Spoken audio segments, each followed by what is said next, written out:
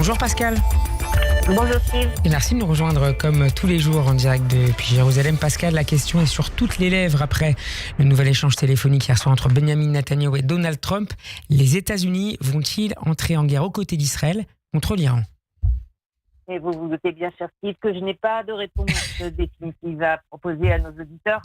Mais évidemment, les spéculations vont bon train et aussi et d'abord du côté des Iraniens qui, pour l'instant, n'arrivent pas à déchiffrer, à décrypter Donald Trump. Et c'est évidemment un avantage sur lequel joue aussi le chef de la Maison-Blanche avec ses déclarations évidemment de plus en plus agressives, mais sans véritable passage à l'acte. On ne sait pas quel a été le résultat de la réunion hier soir de ces responsables de la sécurité à la Maison-Blanche, ni d'ailleurs de son entretien avec Benjamin Netanyahou. On voit des mouvements évidemment militaires, mais qui ne veulent pas encore dire que les Américains s'apprêtent à attaquer l'Iran. On a entendu tout à l'heure l'ayatollah Khamenei dans sa première allocution enregistrée d'ailleurs, depuis le début de l'opération israélienne, dire que l'Iran ne capitulerait pas, n'accepterait pas de guerre ni de paix imposée et que toute attaque américaine aurait des conséquences irréparables. Alors, évidemment, un message adressé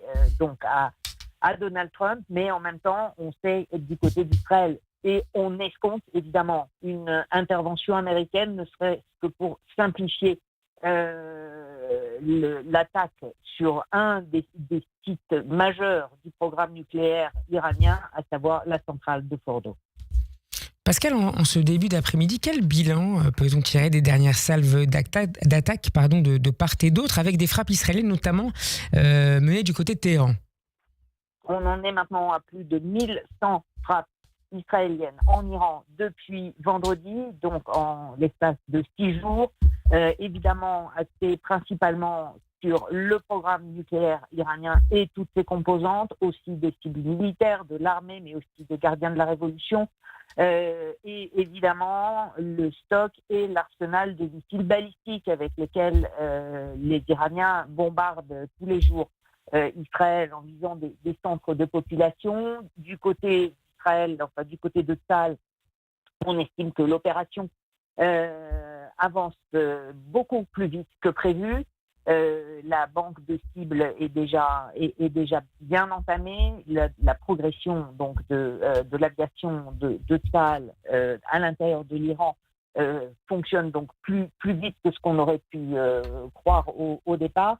Donc évidemment aussi de quoi ébranler le régime iranien quant à la suite et évidemment la crainte d'une intervention américaine. Pour terminer, Pascal, faisons un point sur la question des rapatriements d'Israéliens. Les premiers vols en provenance de Chypre sont arrivés ce matin en Israël et le dispositif va s'étendre demain. Oui, on en est maintenant, je crois, au moins 5 appareils qui se sont posés depuis ce matin sur l'aéroport Ben Gurion, un seulement par heure.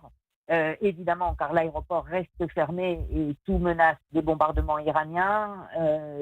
L'objectif est de ramener pour l'instant environ 2500 Israéliens par jour. Les vols, sachant que de toute façon, il n'y aura plus de vols à partir de la tombée de la nuit.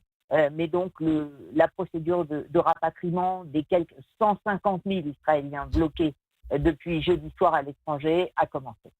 Merci beaucoup, Pascal, d'avoir été avec nous en direct depuis Jérusalem. Bon après-midi et à demain. À demain. Radio J, le grand journal, 14h-15h, Steve Nadjar.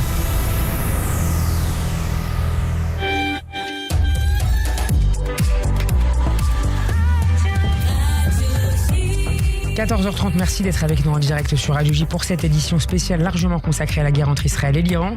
Tout de suite, le rappel des titres.